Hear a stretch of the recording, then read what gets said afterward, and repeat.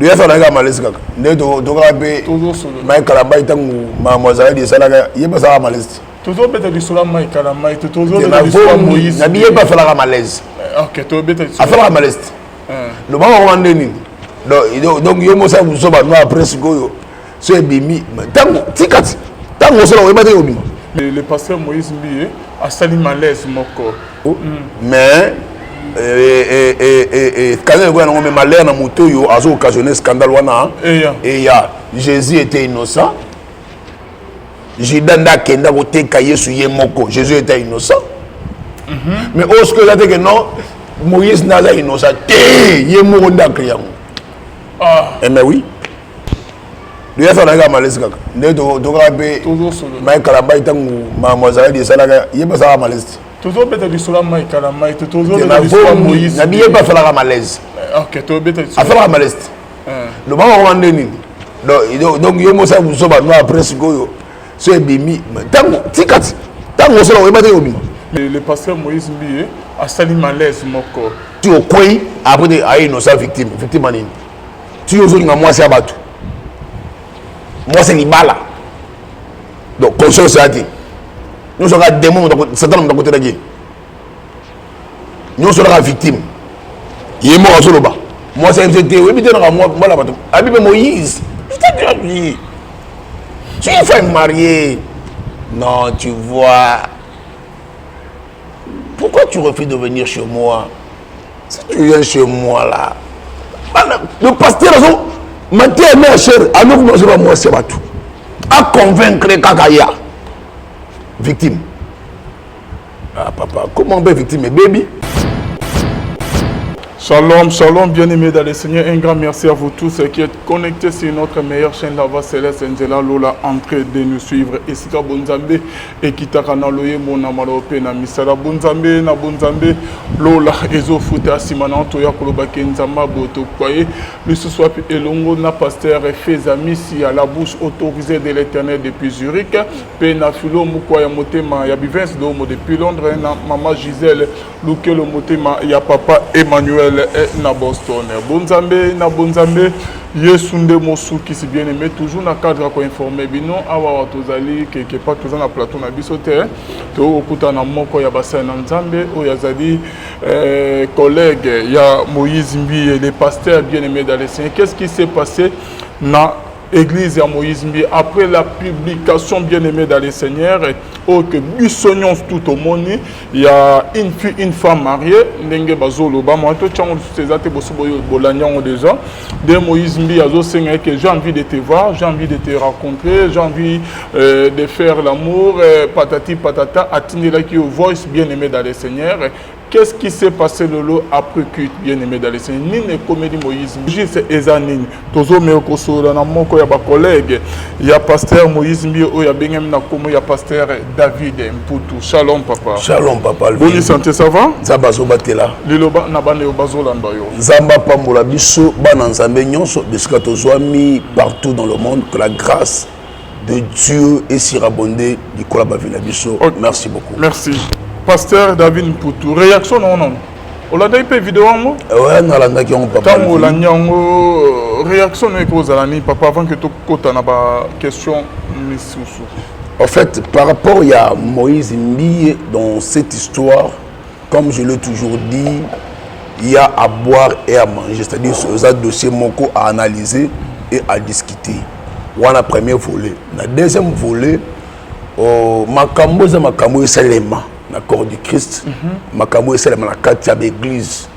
Pour preuve tout le monde yango ebele bazawadi banani il y a plusieurs personnes. Donc va passer basalaka yango. Va passer basalaka yango. Est-ce que ya solo va passer bazana mulimo kindumba? Oui. Kola la base na église to banda. Il y a quatre forces. Oui combattre kabasela nzambe. OK, ni nani? Il y a liboso eza lokuta. Il y a mibale eza lolendo. Il y a misatu lokoso mbongo cupidité. Il y a mine eza fornication, bondumba impudicité. OK. Le quatre forces. Le quatre forces il y a liboso eza lokuta. Mensonge. Mensonge. Nakati ya ba pasteur. Makas. Ba o bazote le banza. Makas. Et pourquoi mensonge bako ça pourquoi? Vous savez, gagner, la force d'un homme de Dieu, l'homme de Dieu doit tirer sa force en Christ. Comment tirer sa force en Christ? C'est lorsqu'on se plonge, on se laisse entraîner dans un bain de prière. Mais malheureusement, actuellement, les cambo telles prières et comment elobeli, mais misalaté. Or, il y a deux choses qui marchent de pair. Il y a le trône et il y a l'autel. Le trône qui représente le succès, la gloire, et l'autel qui représente le sacrifice.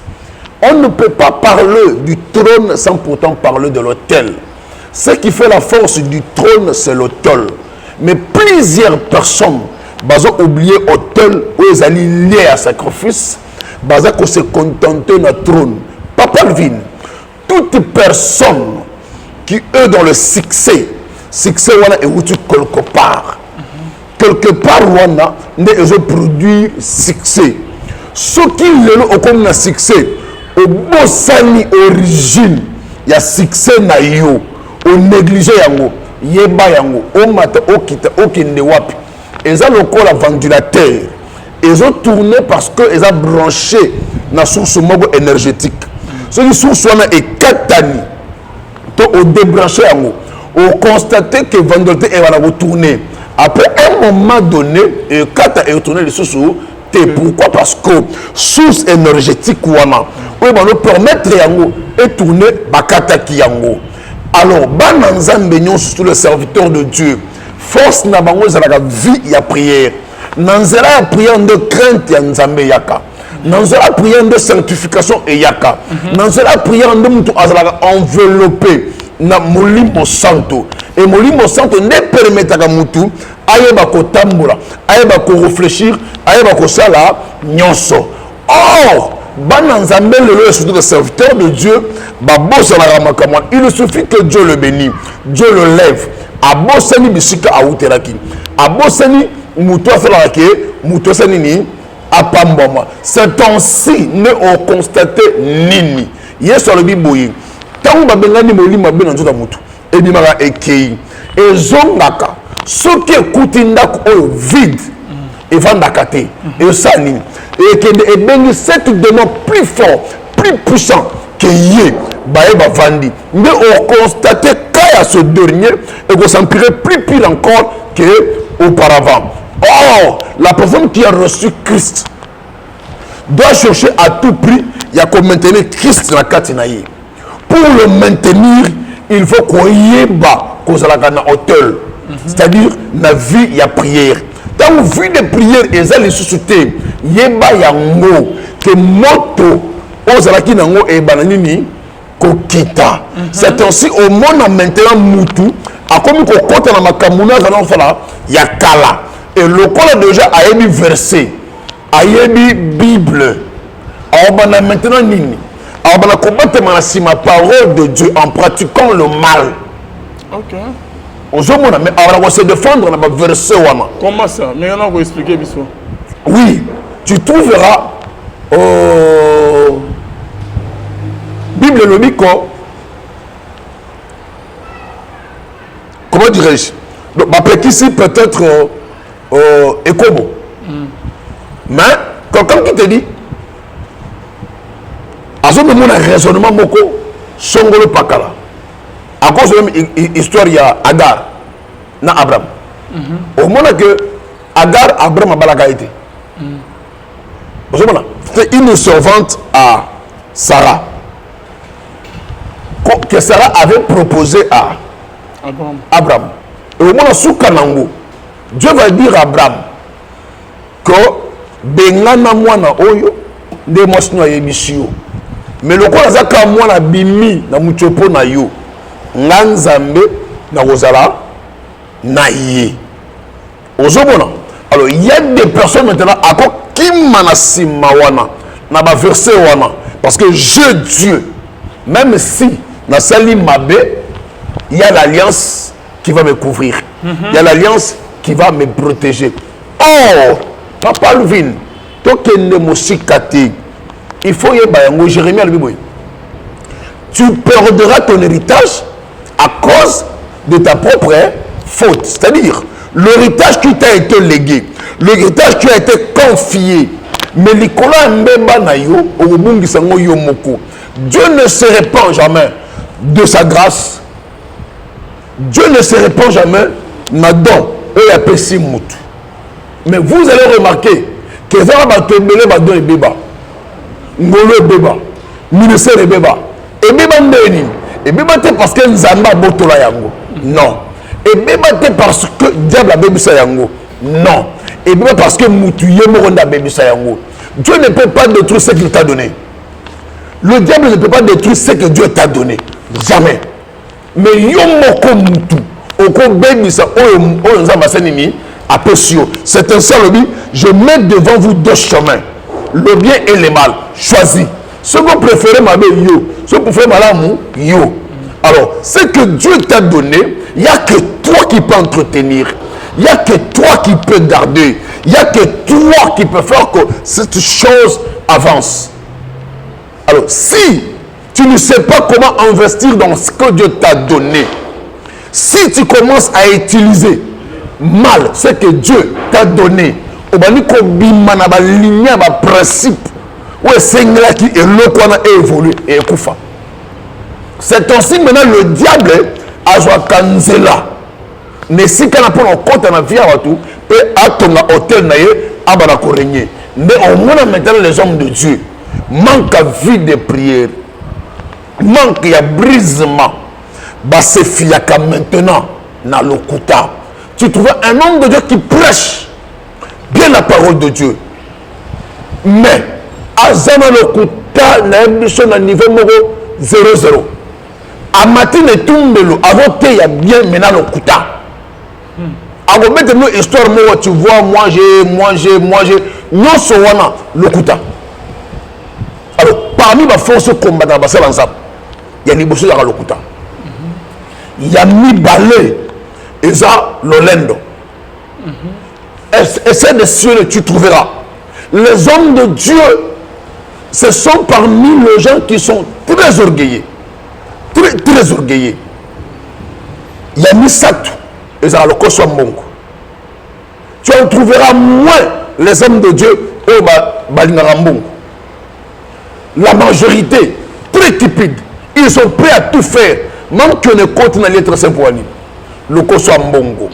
Basede et Koti na lettre Saint-Poigny.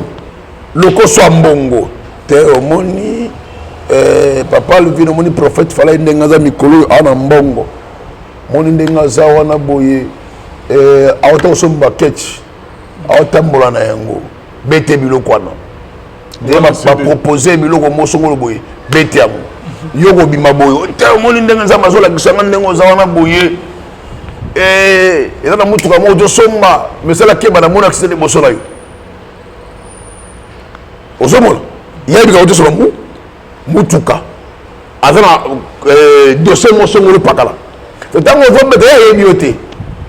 De na mutuna ya kanisa nzelo ndalo binza na lobité. Ngam na pesa ko kopwana. Ozokopana, suka nango obimisi mbongo. De tout ça, tourne tout autour de l'argent. Et troisième force, c'est l'impudicité. Alors, ce quatre forces wana est un moulana basali, il y a un zambé. C'est un signe à Sengakaboui. Au moins, chacun de nous doit faire ce qu'on appelle la rétrospection. Une analyse interne de soi-même. Papa lui, tout le monde met conscience. On peut faire une analyse de conscience sur sa personne. Na fa ndenge nini na tambola ndenge nini ozomona ba défaut na ngezalaka nini. Il y a ce qu'on appelle l'autodélivrance. Demander à Dieu de te briser, demander à Dieu de changer ta personne. Bible dit, sans l'ordre du Saint-Esprit, nous ne pouvons rien faire, nous ne pouvons rien accomplir. Il y a le Saint-Esprit qui est là comme une force motrice, on est capable de changer via Moutou. Parce qu'il n'y a que Dieu qui change la personne. Pas Il n'y a pas autre personne qui peut changer. Personne ne peut venir à Dieu si Dieu ne l'a pas appelé. Personne ne peut se convertir si ce n'est que Dieu qui a mené ce changement dans ce dernier. Alors, si tel est le cas, nous devons toujours courir derrière Dieu pour notre changement. Actuellement, les hommes de Dieu, ils ont reproché, ils ont conseillé, ils ont koyokate, on se croit arrivé, on se croit fort, on se croit puissant, on se croit hyper. Or, un prophète cesse d'être prophète le jour où il dira tout ce que je dis c'est moi. Tout ce que je fais c'est moi. Parce qu'il n'y a rien qu'un prophète peut faire, peut dire si ce n'est que Dieu qui le fait. Même le miracle, c'est Dieu, c'est un domaine divin. Ce n'est pas un domaine d'un homme. Même si tu as cette grâce de délivrance, de miracle, non seulement comme ça, il n'y a que Dieu qui peut faire ça. Pas un homme. Et les gens se glorifient, prennent la place de Dieu au lieu de glorifier Dieu dans ce que Dieu est en train de faire. Donc, place Munguna le Karawana, Azui ma papou, et avant qu'on utilise maintenant l'esprit à l'okuta. Donc, Maramou Koti, dans le très saint. Alors, pourquoi l'homme de Dieu se maîtrise à l'Ibossoa-Basité? Oui. Oui, Papa Levin, partons d'abord de l'étymologie, de l'origine de la femme. La femme a été créée, tirée na côte à Mobali. Paf, Mobali na Pongi, a surtout qu'à Moni, Moisi. Pour moi, c'est qu'il a dit, il n'est pas bon qu'il soit seul, c'est ainsi je lui créerai une aide semblable. Lorsqu'on parle de l'aide vient juste intervenir là où il y a l'incompétence, là où il y a l'insuffisance. C'est-à-dire, Dieu avait trouvé un vide dans l'homme. Dieu avait trouvé une partie faible dans l'homme. C'est ainsi qu'il va créer la femme pour accompagner l'homme. Nous faisons la parenthèse avant de répondre. Juste pour la mibal et pour la bassi. Suivez-moi très bien. Dans la vie des couples, quand tu constates que la femme que tu as ne t'accompagne pas dans la vision que Dieu t'a donnée, ce n'est pas une femme de ta vie. C'est-à-dire, la femme est là pour compléter l'homme. Quand tu as une femme et que tu te sens dans ta peau que il y a insuffisance, incohérence sur mon koboui, dis-toi que la femme que tu t'es mariée avec, c'est la femme d'autrui, ce n'est pas ta femme. Il y a un moment où que personne ne sait pas ce que Dieu a uni. Papa Alvin, tout le mariage, Dieu n'est pas dans ça. Okay. Oui, tout le mariage, nous avons la carte nangoté. Et nous avons la carte nango. Ce n'est pas tout le mariage que Dieu est là. Il y a des mariages qui se sont faits par arrangement. Il y a des mariages qui se sont faits avec une malignité. Que Dieu, vous allez me dire quoi? L'union de Samson et de Lila était l'union de Dieu? Faux et archi faux. Ce sont les Philistins qui se sont arrangés avec Delilah pour dire que ne s'engage. À partir de nos faiblesses, nous allons pour te te détruire. Et vous allez me dire que Dieu était dans ce mariage. Dieu n'était pas dans ça. Même si sur le côté dans domaine il y a révélation, tu as prophétie, on a un domaine de prouver parce que tout a été écrit pour l'inspiration. Donc pour Dieu. Mais dans la connaissance, Dieu n'était pas dans ce mariage. Et beaucoup de gens sont comme ça là. Tiens, on a moutoune, on a balité. On a zaboui. On a moisi. Et que yon a yé. Bayi des années de mon côté. Et zo bala na te. Koke no mosekate. Ce n'est pas la femme de ta vie. Koke no kote na bout d'un zambe. Tout dans zambe. Zambe la kisanga te. ce n'est pas la femme de ta vie. La femme de ta vie, lorsqu'elle arrive, aux Kimia. Aux Kimia, tu peux faire un bon côté. Il suffit qu'elle est avec toi, aux Kimia, bah conseil. À vos alawana, pour soutenir you. À vos alawana, pour sunga you. Mais quand tu trouves qu'il y a une femme qui s'est intégrée dans ta vie, et depuis que l'autre est arrivé dans ta vie, tu n'en as pas eu mal de problème. Abraham a dit à l'autre, hein, sépare-toi de moi. Si tu iras à gauche, j'irai à droite. Si tu iras à droite, j'irai à gauche. Alors, je vais fermer maintenant cette parenthèse pour dire quoi? Non, au niveau de ma balle est tout, ma mariage tout, c'est ça. Ma soeur que mon balle a joué au canal, moi c'était, va se séparer. Ouais, pourquoi je dis ça? En fait, avant de se séparer, on a pu sa solution. Avant de se séparer, il faut recourir et pas Nzambe. Peut-être, Ezanine. Au moment où il y a un mususu, balate un masque. Ako balate. Mais c'est une bonne femme. Ako balate. Va condamner la famille à balate. Malédiction est Zolandaï. Suite, il y a papa c'est le mot boy. Maman c'est le mot boy. Va prononcer maloba Elandaï. Elle peut être une bonne femme. Mais parfois, tu es venu l'intention au balaï.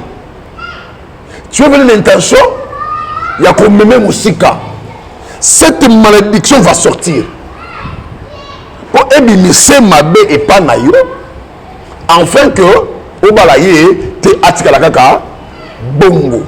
C'est ainsi qu'on sait les bossus aranine. Tant bonne relation, il faut présenter un Nzambe. C'est Dieu qui vous dira. Tu as le problème où ils ont boyé. Bonjour, bon. Et ceux qui déjà ont fait la 4 relations. Il y a un, ça ne va pas. Kende Lukanzam. Tout Nanzam. C'est Nanzam, mais signe. Seigneur, nous devons la retraite. Nabi m'a prière. Je vais voir des signes. Ceux qui ont moi, ça vie, tout le monde a vie. Nangaï. Et l'autre, il y a que ceux qui ont sali à Kokangote, à Silikaka, Salayam. Au moment où signe. Ceux qui réellement ont bongo, à cause de manifester. Ceux qui réellement ont bongo, je vais vous la douce. Et on comprend des signes ensemble que réellement, où il y a ça, il y a réalité. Pourquoi? Parce que tant que vous retraite, on a un esprit supérieur. Si c'est un esprit malin, il faut étendre sa présence aux anons. Et vous s'incliner et vous gangater. Mais si ce n'est pas un esprit supérieur, c'est son caractère. À vous bimisango. Vous pouvez détecter maintenant que non, athée, au monde awawa, azabouye. Où est la malédiction? Et la condamnation, tu es yemoko, azalakabouye. Où est la décision? Il y a vie. Parce qu'actuellement, il y a des femmes qui souffrent, il y a les hommes qui souffrent comme ça. Ils ne savent comment sortir. Na un mariage, et où tu n'es pas Nzambé. Et dans un mariage, où tu n'es pas Nzambé. Tu fais le arrangement à Bondo qui a boutou pour détruire le destin d'une personne. Donc, il y a des mouton lobby à Komaboy, à Osalaboy. Tout les mois, c'est moko. Tout les mots, c'est moko. Pour paralyser le lobby. Alors, quand on n'est pas sage, non, on maintenant. Ne traitez pas alliance avec un peuple étranger sans me consulter. Dès que vous le ferez,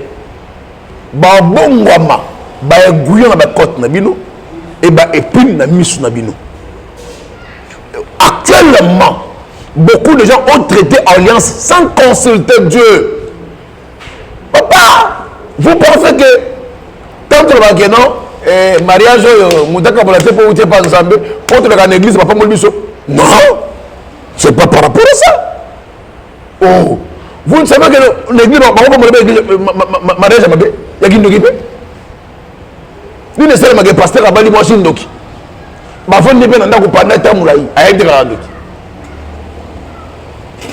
mariage qui est la volonté de Dieu, exactement pour non, non. C'est un mariage où tu es avec Dieu. Dieu a confirmé que non, il est dans ça. C'est ça le mariage pour de Dieu. Mais on a yaka. Sentiment na biso. Papa, le diable se cache derrière le sentiment. De yo za la non, moi je suis la balle, il faut la peine, il faut donc de yo za la catégorie na basi. Est-ce que tu penses que on était le la logique ou non? Et c'est logique comme ça. Merci beaucoup, Pasteur David Poutou, Bande Obazo Landabiso. Question est allée, nous avons le solo, il y a Moïse Mbi et Soyo. Autrement, on est un papa, après avoir vu Soyo, Moïse Azo, ce qui est vraiment qu'Esaïe. Non, je vais te faire l'amour, tu me plais beaucoup, tu passes chez moi, patati patata. Autrement, on est. Ouais, papa, vient dans la bande de Makamboyo. Et c'est trop, accord de Christ. Trop. Quand je dis trop, ils font ça. Ok. Trop, il y a trop. Moïse n'est pas le seul. Hein? Il n'est pas le seul. Ok, vas-y. Et c'est trop. Tu sais, c'était hier. Je discutais avec une soeur. Tobata Mwanaye. À Zoya, pasteur na Zoya. Nama pasteur. Bazoya, ma pasteur Liboso, pasteur Nassima. Ma pasteur a PCC Wanambo Talicho. Pas pasteur, Basolo bien assez. Tout l'équipe. Mais pasteur Nabino, pasteur Nabino bien solo. Mais pourquoi ma pasteur a réagi, hein? Boyer. Ma pasteur n'a réagi, le Ouganda c'est la montée. Même l'église, tout le monde soit même l'église. Alors, il y a un problème. C'est vrai, voilà le problème. Autre problème, tout ça. Tant à côté, dans le questionnement, on peut découvrir que pasteur Alingaka, c'est. Et ma pasteur a découvert Yango déjà. Mais la sœur naïve, innocente que l'est, parce qu'elle comprend parce que pour elle, c'est son pasteur. Makambo et seulement trop. Quand je dis trop, trop. Ce que nous avons la parenthèse. Actuellement, magie est côté. Nélanganzam. Sorcellerie est côté. Nélanganzam. Papa Levin, il y a des hommes de Dieu sorcieux. Namacha Ode, sorcieux d'Ondoki Nabutoa Pimwaka. Bon, quand tu l'es dans le champ de Dieu, il est là pour quel objectif? Est-ce qu'il est là pour gagner les âmes? Ou il est là pour détruire les âmes? Vous comprenez? Ils ont des missions. Non, moi, il sera bleu na ivré. Moukoye langa loni. Na butu mo ini pa loni. Et bimne langa moko. Et langa ngo ya ngoyu. Tout ça. Alors, le coup les gens de langa moko. Sache-le très bien. Que blé est vraiment objectif nango. Et vraiment mission nango. Ivré paix est vraiment objectif pour la mission nango. Mission nango est anini. Jean 10. Le voleur ne vient que pour dérober, détruire ainsi qu'égorger. Alors, objectif Yangwana. Vous pensez qu'un pasteur, moi c'est à Batou Babalaye. Mais moi, ça, c'est clairement que non, mais yo yebi que n'a va marier. Dans la mobile nangaï. Et pasteur a insisté dans mon femme mariée. Papa, nde makambo nzamba betela David na likfola iri alors bien clairement so osenga ngata 1000 na ngala pesa yo mais pourquoi on moi si ya batu ya mosali na yo conséquence c'est allé combien une femme mariée Mais papa Levin, que personne ne sait pas ce que Dieu a émis. Que personne ne sait pas ce que Dieu a émis. Il faut faire attention. Là, tu es en train de combattre Dieu lui-même. Et il y a des conséquences. Le mariage est sacré. C'est une institution divine. Tu peux construire l'inconjugalité. C'est une institution divine. C'est sacré. Tu ne peux pas toucher la femme de Dieu parmi les 10 commandements que nous a prescrit Moïse. Mais oui, 10 commandements, mais beaucoup de pasteurs, ils manquent à la femme mariée. Papa Levin, quand un homme de Dieu ou une femme mariée, la vie de l'Uto a dit, ce que c'est un kinga yata 1000, je t'aurais donné. Mais pourquoi aussi moi si à mon tour? Moi si à mon tour de Tcheba. Pourquoi? Vous comprenez? C'est parce que il y avait David avait fait quelque chose d'abominable, quelque chose qui ne pouvait pas se faire. La femme d'autrui est une propriété privée. Donc Moïse Mbi a sali mabe. Mais si réellement que cette femme est mariée dans solo bayango, papa Levin, ah ça c'est l'adultère. Il est sur le biboye. Ce que bimite au kanisi kaka, tu as commis l'adultère. L'homme de Dieu n'a pas il a été piégé comme salarié qui n'a fait qu'au niveau de parce que Bamakamo c'est comme la Moïse et pourquoi répéter on le souvient. S'il a été piégé, il a confiance. C'est là papa Levin. S'il a été piégé, c'est pas un piège. Ça c'est pas un piège. Et moi, quand ça a été que peut-être qu'un jour, on a publié en haut. Ah, Nesco et Lokoyo, Batu Babo Sanaka, Yangwana, dans les 9 jours, ils ont répondu à Moïbi. 100e, ils ont répondu à Mokolo. Quand tu les fais, ils ont batamati. Ils ont été en coucou, dans coucou. Il y a un jour, on a exposé. C'est ça là. La vérité finit par triompher toujours. Suite il y a un problème, c'est passé l'homme de Dieu. Il paraît que l'homme de Dieu, le pasteur Moïse Mbié, a sali malaise. Suite à Bamakamo, que les autres comme il a passé en Anzame, peut-être que complot, peut-être que a sala qui a ok, il y a un ça en poids, ça peut vivre, visibilité, célébrité. Et là, on est comme il est. A sali malaise à Nini. Et moi, je suis ouais. Il y a un malaise. Il y a un malaise. Mademoiselle de Salaga, il y a pas de malaise. Toujours bête du sola maï kalamaï, toujours bête du sola Moïse. Il n'y a pas de malaise. Ok, tu bête du sola. Affaire malaise. Le moment où on est né, donc il y a un ça vous sauve après ce que c'est bimi. Tant que ça on va dire mais Bible zo ba que scandale ekoya mais malheur na ndeko kenzela scandale ekoya l'homme de Dieu. Ah parce que le celui que Moïse mi a koufi la fille là a organisé. Ouais binini. Et là clairement le contexte soit là. Mais quand on voit mais malheur na moto yo a occasionné scandale wana. Et ya Jésus était innocent. Jidanda kenda koteka Yesu ye moko. Jésus était innocent. Mais au ce que là que non Moïse n'a pas innocent. Il est mort d'accueillir. Ah. Mais oui. Il est mort d'accueillir. Il est besoin. Merci beaucoup l'homme de Dieu. On a un message au Bakissa. Alors collègue non au coquille qui était que souhaitait liwana et que le homo li kamamo et comme il est quand même. Moi ni bano bazo mikolo. Bano bad mamikolo bande na ba tu sais hein bana o wa tozolo ba bongo toi baninga non mais c'est un fils non mais Moïse c'est un fils oh Moïse a bimba di bosso ah bon ça oh tu as clair mais c'est un fils oh mais moi quand je dis à pasteur il y a alors avec Moyembi c'est un fils. Mais avant, il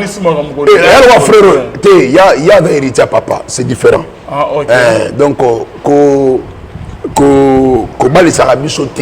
non, moi je récite Donc c'est-à-dire que les soumous, ils sont comme il y a un processus moulaï. Le vie est banarande dans le moi c'est les toy. Il faut convaincre un di maquer, il faut to biman, c'est les kobonaï. Donc au long de l'étape pour la convaincre, ça te prend du temps. Au long de l'étape pour la convaincre, bon c'est une étape parce qu'il faut beaucoup kende. Ça te prend du temps. Ce sont les pays qui commis. Bon c'est une étape parce qu'il faut boire nos cataformes. Tout ça, ça prend du temps. Vous allez me dire que ti conscience alors tika. Yo soko bakak. Tu au quoi après de ay innocent victime anine. Tu yo zolinga moi c'est abatu. Moi c'est libala. Donc conscience a dit. Nous sommes démon Satan de côté de nous sommes la victime. Il est mort sur le bas. Moi c'est MCT, oui, mais moi là-bas. Habib Moïse. Tu es femme mariée. Non, tu vois. Pourquoi tu refuses de venir chez moi? Si tu viens chez moi là. Le pasteur a dit, Mathieu est ma chère, à nous, nous sommes moi, c'est pas tout. À convaincre Kakaya. Victime. Ah papa, comment on peut victime, baby? Donc, et belé, il y a bassin en Zambé, comment on l'a bassi? Avec la parole. Mais un prédicateur, papa, quelqu'un qui fait que la vie d'une personne peut se changer. Mais il a de l'expérience. Quand il, papa, Moutou avant de me causer, avant de me dire, c'est qui? Un pasteur, c'est un bon parleur. Il doit être un bon parleur. Le temps où on va faire convaincre. Et dans la Koulouna, au Télier à Kuluna, à Mosambela, Ndoki à Ndoki, à Mosambela, au monde c'est qui? C'est quelqu'un qui connaît employer les mots, qui connaît parler. Le savoir parler est un pouvoir. Un pouvoir.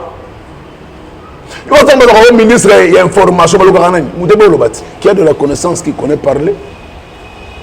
Dieu ne fait choisir pas des abrutis. Il y a une caméra au lieu qu'au côté de la collègue, non, il y a un Bomaye pour Bomaye. Nabomi était. Non, mais quand c'était l'icône, pour nous, c'est autotikali. Toyeba ke makamone za mabe totika yango so to sala ngona nkuku totika nzambe osabusa biso peut-être déjà ba piège que ba complètement bazo sa contre ye ya papa ya banane papa ata piège yango oui piège mais moi ça je biso que naza moi si amutu femme mariée ata yo moko tout ça la batoko David a bondela alala na se alata ba sac kapon zambalonga malédiction ça malongola ngote a frappé comme mais azaye monté ba pasteur belé ba m'appelle dans ma femme na collègue non moko ya ba rumu o yakaki ko prier pour na frère mon AVCB ta ka kuma obi na mo frère oyo nani comment ko monter nata ko monter bon frère oyo nzapa mais donc un homme de Dieu, bah bengo qui a ça délivrance. C'est de la sorcellerie papa bi. L'histoire basi baba kombe li banda. Basi. L'histoire baba telenga ne mele. On va ta oana te. Oana te blanc. On va yete. L'histoire zande. Donc ça dit ko ba benga la bonde la pour mutu. Abayi na paralysie totale. Alors c'est le miko. Moi je venais que le matin et le soir. Alors quand na yé ça qui lié na réalité spirituelle. Alors il fallait maintenant un chaudieur. C'est ainsi le gars Ania Zaraki. Je lui avais amené la tigre. Bon, l'andela kaye n'a pris un bâton où on a naza. Un prophète, hein? Et un prophète. Alors l'ami partait nazate. N'a pas de kende. Aïbi moi c'est bateau abigé. Marambo yo le roi demo ba magasi. Ça dit yo peut aux victimes avec marambo. Alors d'où il faut passer en mais offrande. So moi ça tourne offrande nini abi yo moko faut me passer en beka. A comme c'est le roi Yesu a pour Yesu na mi passer en beka pour na biso. Non, j'ai pas compris. A mi passer en beka te, yeme yeme offrande. So frère nango ye moko nini, faut pas ça la ni, faut pas bima. Na prophète. Na prophète. So ne comment que je que mobali alali pongi paralysie totale, partielle T. Donc moyen ala muka a bouger exacté. Mais ma to ezoka. So mobali na chambre azoka na salon, prophète a bima na moi ciné. Donc tout moi ça va gémir. Mobile a joué dans la chambre. Moi, exacté. Donc, le prophète a eu la délivrance. Il y a eu la délivrance. Parce que c'est une prière. C'est une prière. Et si c'est un bango, si ici, le prophète a encore dans la chambre, avec bon là, pour la mobile, c'est quoi? Mobile a la société amika. Mais mon thème, il m'a dit, Kobima. Mais moi si nangai mais makasa loba na ye exacté ya ko mettre ye exacté on va poser abima je suis été bon de la kaka on sait ni amiti ki ga bongo abonde la pona ye donc ce sont des choses où nous salema boye bisanga surtout le frère abo abonde la pona mobile yoyo prière ne zani abika tokufa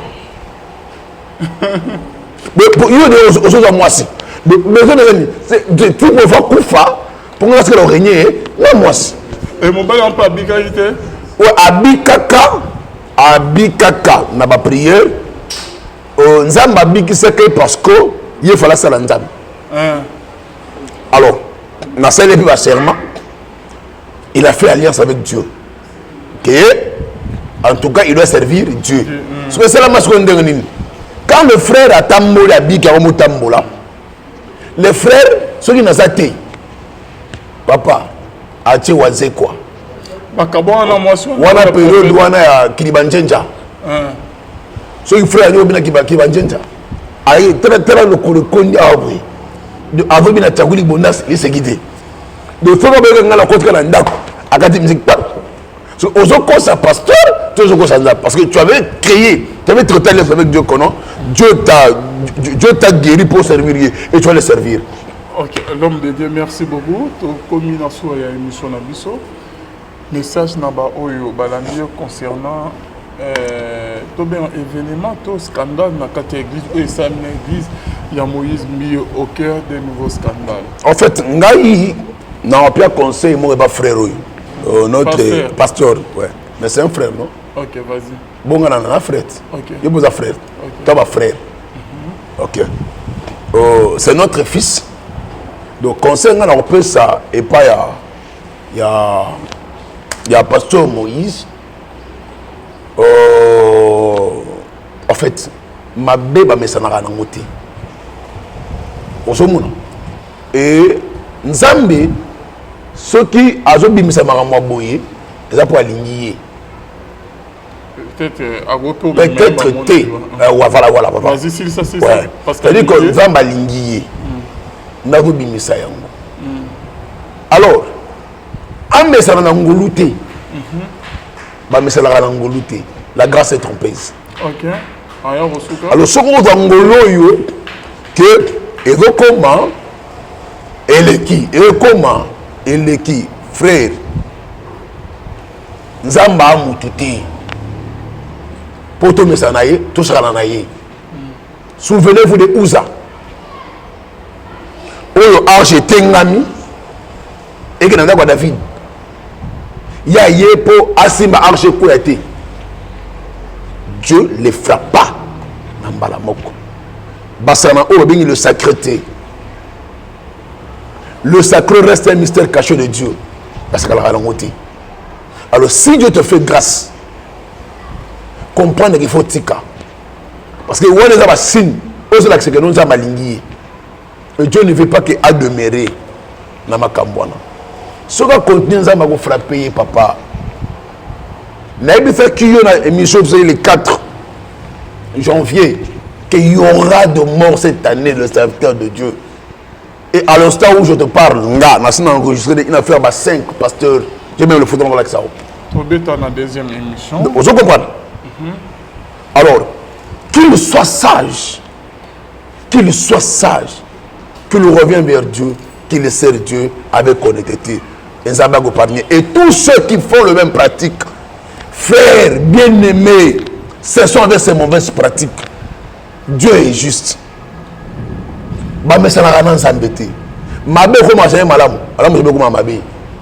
Il le temps d'arrêter. Bible dit rachetons le temps quand le jour sont mauvaises. L'homme tu évité et va infâme. Alors le gars le là, il revient bientôt. Que le temps de Dieu vous bénisse. Votre numéro de contrat, s'il vous plaît. Plus 243 82 411 32 46 plus 243 82 411 32 46. Que le temps de Dieu vous bénisse. Merci beaucoup. Merci à vous tous qui nous avez suivis. John Tamane qui était derrière la caméra. On se retrouve à la prochaine. Bonzambe, na bonzambe, Lola, Ezofuta, c'est maintenant que le bac Nzamba Boto, plus soit. Bye.